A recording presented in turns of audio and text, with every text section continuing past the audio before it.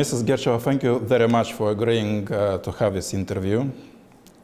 The 73rd General Assembly of United Nations is taking place these days in New York, and this provides for a good opportunity to review our bilateral relations. I will start with Human Development Index. Republic of Moldova ranks at 112 out of 189, which is not exactly a positive development, taking into account that our neighbors, Romania and Ukraine, are ranking 52 and 88 respectively. How would you explain Moldova lagging behind, in particular using sustainable development goals in particular? Moldova, as we know, is a low middle income country, which gained its independence back in 1991 after the collapse of the Soviet Union. And over the past 27 years, the country has been making decisive efforts to establish functional democracy and market economy.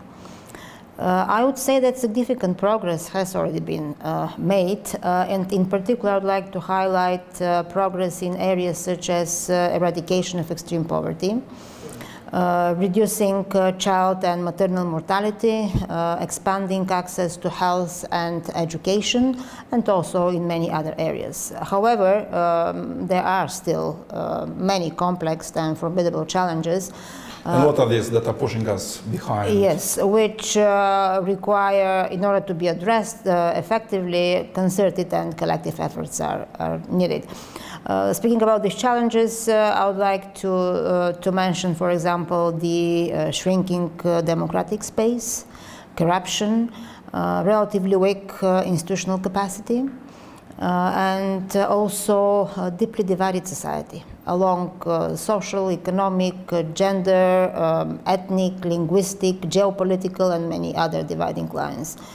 Also, I would like to mention that the public trust in institutions is very low.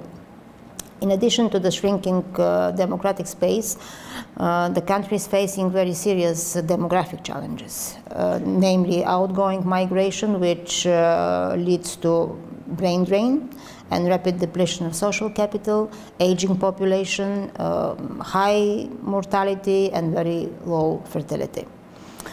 The economic growth model is also something which should be changed. Moldova has registered relatively stable economic growth in the range of 4–4.5% on an annual basis. However, this growth is jobless, and it is driven by consumption, which is fueled by remittances and social transfers. So the model has to be changed. Mrs. Gercheva, let me just jump into this discussion and ask you further question. How do you think Moldova should align its curriculum to the needs of the market? This is another challenge which the country is facing. On one hand, there is high employment. On the other hand, many people are employed in the great market, in the great sector, and their contribution to country's development is not properly registered.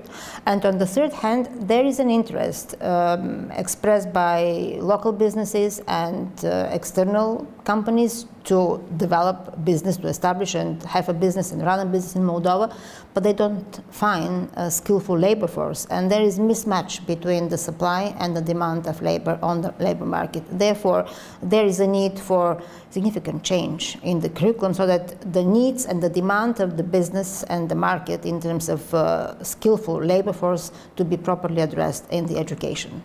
So that means perhaps that more technical kind of jobs should be taught at universities, like more engineers than, I don't know, diplomats. Or how would you put it in very kind of specific terms? What kind of workforce we would need to address this specific challenge? Definitely the demand for IT specialists is growing rapidly, and Moldova has a very conducive environment for developing this sector.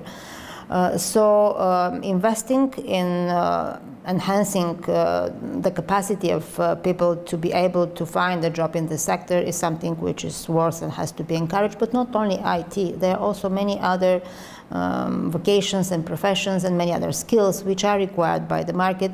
What I would say is that there is a need for a study, and we have a project which is doing this, trying to identify what are the needs of the private sector, both domestic and international external, and what is the supply, the current supply, in order to define the gap and come up with recommendations how we can bridge this gap. It's very interesting.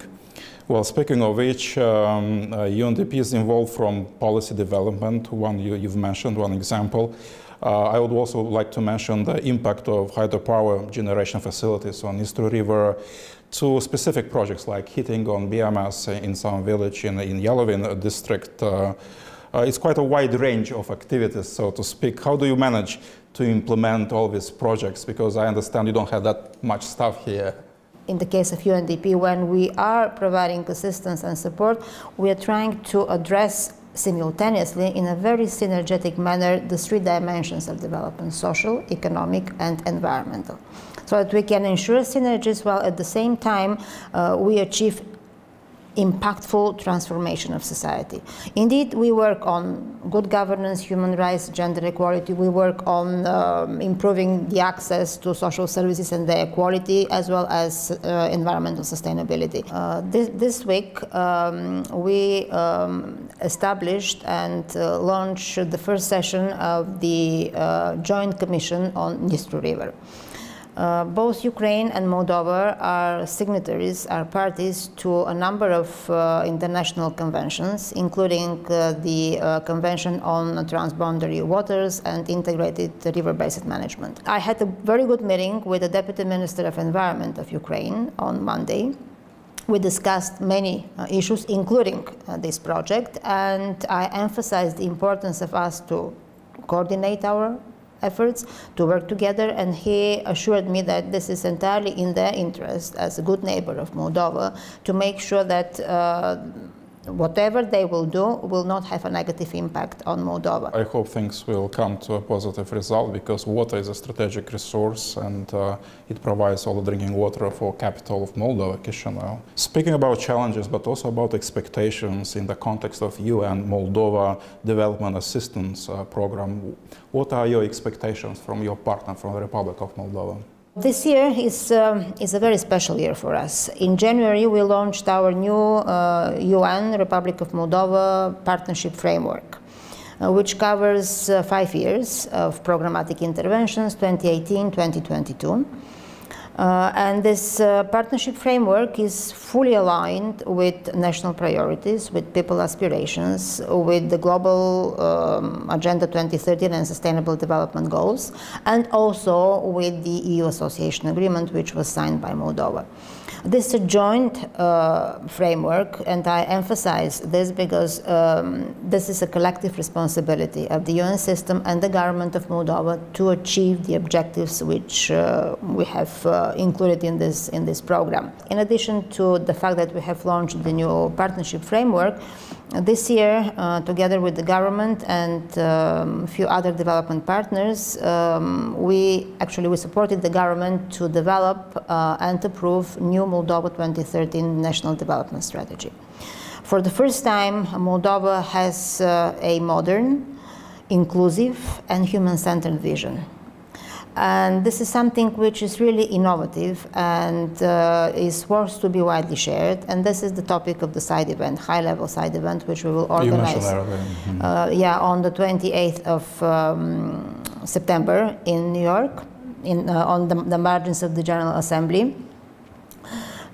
The process was extremely innovative. We provided the government with a platform for meaningful engagement of all stakeholders and for soliciting feedback, inputs, and aspirations from people coming from different walks of life. It has been indeed broad-based and highly very comprehensive as very well. Comprehensive.